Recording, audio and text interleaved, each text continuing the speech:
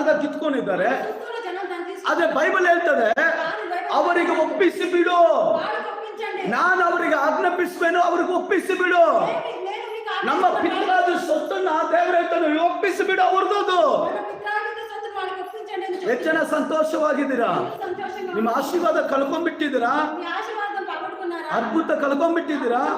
ಬಿಡುಗಡೆ ಕಳ್ಕೊಂಡ್ಬಿಟ್ಟಿದ್ದೀರಾ? ದೇವರು ಹೇಳ್ತಿದ್ದಾರೆ, ಅವರಿಗೆ ಒಪ್ಪಿಸಿ ಬಿಡು, ಅವರಿಗೆ ಕೊಟ್ಟು ಬಿಡು.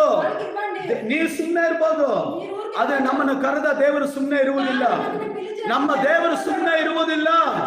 ಆತನು ಯುದ್ಧ ಮಾಡುವ ದೇವರಾಗಿದ್ದಾನೆ.